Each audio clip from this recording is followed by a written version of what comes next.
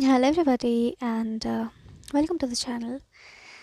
So, today we are going to talk about chronic validation seeking and boundary intrusion. So, there are certain personalities who don't just seek connection, they seek confirmation. Not once, not occasionally, but repeatedly, and over time, that repetition becomes emotionally exhausting. Often, this pattern begins with the person explaining a situation in detail, sometimes emotionally loaded, that they will say that I'm just sharing, we are friends and we are like sharing, I'm sharing my part of life with you and all, but actually they are seeking validation. So they will actually explain, this is a behavioral pattern, by the way, okay? So they will explain a situation in detail, sometimes emotionally loaded, sometimes framed in a way that highlights how wronged they felt when that particular thing happened, and after narrating the entire scenario, they slowly shift into subtle validation seeking. It may sound like, was that unfair? Don't you think I was right? Anyone would feel bad in that situation, right? That wasn't okay, right? And even after receiving reassurance, they circle back again. The story repeats, the question repeats, the need for confirmation repeats. At this point, the conversation is no longer about the event itself, it becomes about emotional reassurance. Healthy individuals may seek perspective once or twice, but when reassurance becomes cyclical, it reflects internal instability, not unresolved facts. And you should not be a part of this toxic, vicious circle. The issue is not clarity, it is self validation that hasn't developed internally in that human being. You know, this is common in validation seeking personalities. They present their story dramatically, frame themselves as deeply wronged, push you to confirm their narratives. It subtly pressures you into emotional alignment. If you don't agree strongly enough, they escalate the description, and the goal isn't understanding, or they will like continuously repeat the uh, scene, all the things that happened to them.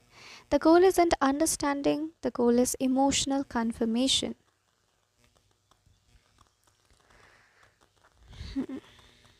On the surface, saying that she should have taken my consent sounds like boundary awareness.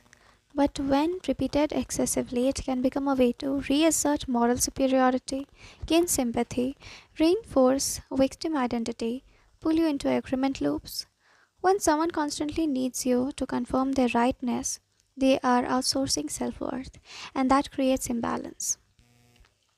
You, um, such people share things excessively, ignore cues when you wanted to end the conversation, continue even when you said you're keeping the phone. That is not emotional openness. That is boundary blindness. This term, boundary blindness, is very important. Healthy communication respects verbal cues, emotional fatigue, discomfort signals. For example, if I'm saying that I want to end the conversation here, so we'll talk later, such personalities will still try to drag the call just because they want internal validation, because they don't have that self validation. They don't have their own regulating mechanism. When someone knowingly continues after you indicate discomfort, it signals entitlement to your time. That's where it shifts from sharing to intruding. So, why it feels trapping? This is important. When you feel trapped, you feel responsible for regulating someone else's emotions. You feel guilty if you don't respond. You feel pressure to validate constantly. You feel like exit is not respected. The trap isn't physical, it is emotional obligation. And emotional obligation without reciprocity creates suffocation. When someone shares excessively without awareness, it can feel shameless. Not because vulnerability is wrong, but because boundaries are ignored. Here, where the boundaries are being ignored, then their act feels shameless. And then you say, how shameless is that person? That person is not understanding that I don't want to continue the conversation, right? And it's completely fair for you to feel like that because they're acting like that. True vulnerability includes sensitivity to the listener's capacity. Oversharing without awareness becomes emotional dumping, and here is where healthy and unhealthy conversations differentiate. Oversharing without awareness becomes emotional dumping. And emotional dumping is not intimacy. And such people, they will constantly repeat one line often, that I'm your friend, we are friends, you know, um, we know each other so well, so that they can successfully secure their position in your life and make you an emotional dump. So it is offloading. The most telling behavior you can see in them is that you want to end a conversation and they pushes the conversation further. This is crucial. When someone doesn't respect conversational closure, pushes after refusal, intensifies after distancing, it indicates difficulty accepting limits. And difficulty accepting limits often connects to fear of abandonment plus ego. But again, understanding the cost does not require tolerating the behavior.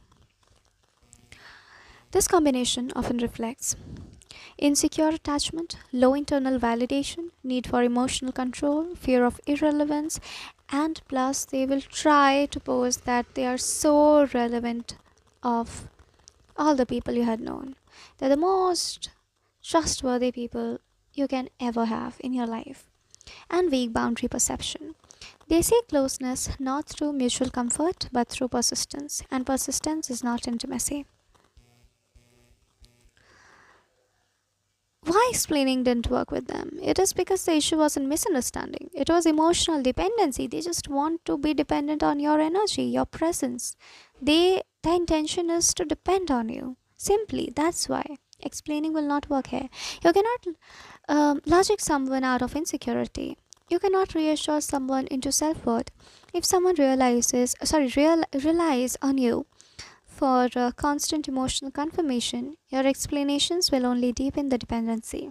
Distance breaks it, engagement feeds it. Validation seeking becomes intrusive when it ignores boundaries, and connection becomes unhealthy when reassurance replaces self respect. And you're not responsible for being someone's emotional regulator.